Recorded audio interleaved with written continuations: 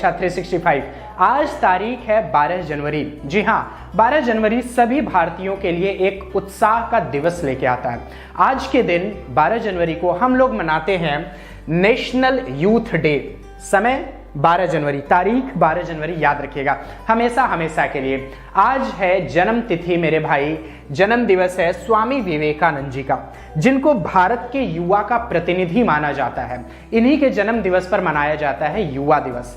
सन 1984 1984 में सरकार ने यह डिसाइड कर लिया कि आने वाले नेक्स्ट ईयर में 12 जनवरी को हम लोग नेशनल यूथ डे सेलिब्रेट करेंगे।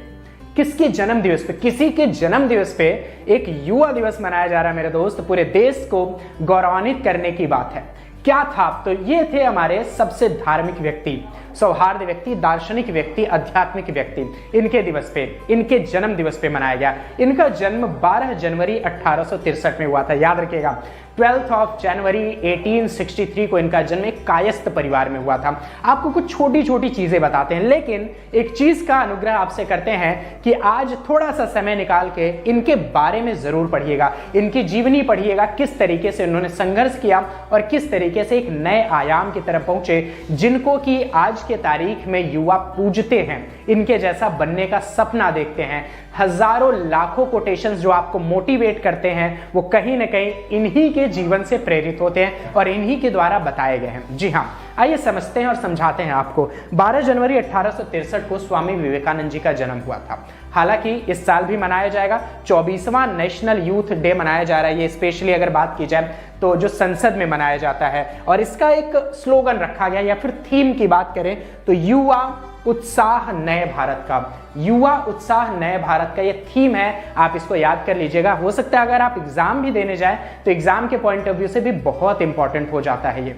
दो कहानियां आपके सामने मैं प्रस्तुत करूंगा कि जिससे कि आपको ये समझने में आसानी हो जाए कि इस व्यक्ति को क्यों बनाया गया युवा का एक एम्बेसडर, एक प्रतिनिधि, जो जिससे कि हम लोग प्रेरित होते हैं। तो एक बेसिक कहानी है 1893 में मेरे दोस्त। 1893 में ये गए हुए थे विश्व धर्म महासभा को संबोधित करने के लिए, और उसमें ये भारत से प्रतिनिधित्व कर रहे थे और सनातन धर्म को संबोधित कर रहे थे। क्लियर है? अब आगे जब ये बढ़े तो 2 मिनट की स्पीच थी, सबकी 2 मिनट की स्पीच थी। उस 2 मिनट में इन्होंने अपनी पहली ही पंक्ति से सभी लोगों का, महासभा में बैठे सभी लोगों का दिल जीत लिया। जी हाँ, इन्होंने बोला, मेरे अमेरिकी बहनों एवं भाइयों। इतने से ही सब लोग मंत्रमुग्ध हो गए और इनके 2 मिनट की स्पीच पूरी दुनिया में जानी जाने लगी। इस स्पीच से प्रभावित होकर वहां की एक महिला ने इनको प्रपोज तक कर दिया। प्रपोज कुछ इस तरीके से किया कि मैं आपके जैसा गौरवशाली पुत्र प्राप्त करना चाहती हूं, आप मुझसे विवाह कर लीजिए। इन्होंने आंसर क्या दिया सुनिएगा आप ध्यान से। नारी सम्मान, नारी सम्मान नाम की एक चीज होती है जो हम सभी युवाओं के दिल में, जेहन में, दिमाग में होनी चाहिए। यह नारी का सम्मान करते हुए कहे कि देवी जी, मैं तो एक सन्यासी हूं और मेरे से विवाह करने के पश्चात ऐसा बिल्कुल भी नहीं है संभव कि मेरे जैसा ही गौरवशाली पुत्र पैदा हो। तो हो सकता है कि आप मुझे ही पुत्र बना लीजिए, मैं आपको अपना मां स्वीकार कर लेता हूं। वो देवी शर्मा गई और उन्होंने बोला कि आप अपनी मंजिल की तरफ बढ़ रहे हैं और आपको अपनी मंजिल से कोई डाइवर्ट नहीं कर सकता।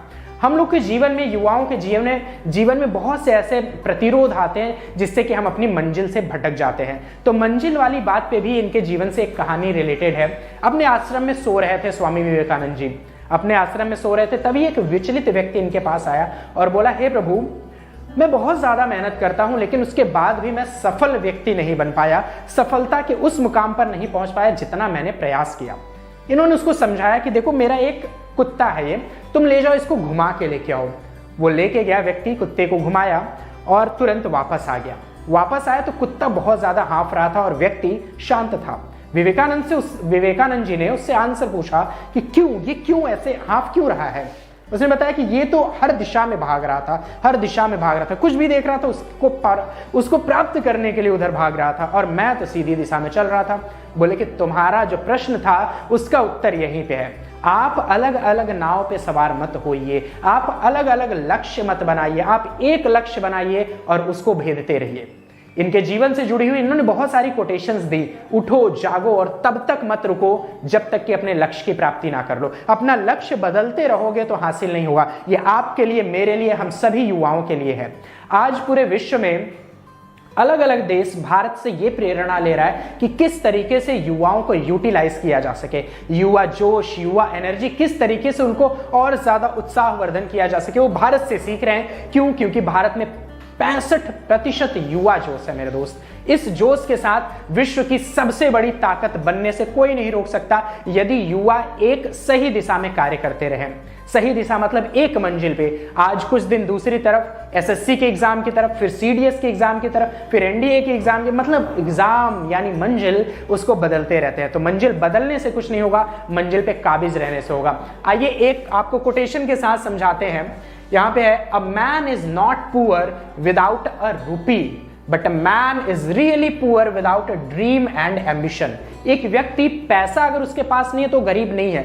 गरीब व्यक्ति वो होता है जिसके पास मेरे भाई, जिसके पास कोई स्वप्न नहीं है या जिसका महत्वाकांक्षा मर चुका है। अगर आप जीवित रहना चाहते हो तो अपने स्वप्न को जिंदा रखो। एक यहां पे भी कोटेशन में आपको इसको भी समझाता हूं। What is the reason for every misunderstanding? Vivekananda said that the reason is we see the people as we are but not as they are। Misunderstanding का यही ये मतलब ये इनका कोटेशन ऐसे लोगों को समझाने का तरीका, लोगों को बताने का तरीका कि क्या मायने है कि हम एक दूसरे से समझ नहीं पाते हैं, अनसुलझे या फिर नासमझ बन जाते हैं। कारण यही है कि अगर मुझे आपको समझना है तो आप क्या समझते हैं उस हिसाब से मुझे चलना होगा। ऐसे तमाम तरह के कोटेशंस इनकी लाइफ से जुड़े हुए हैं। अगर आप चाहते हो कि 12 जनवरी का यह दिन सफल रहे तो आप एक बार स्वामी विवेकानंद जी के बारे में जरूर पढ़िए।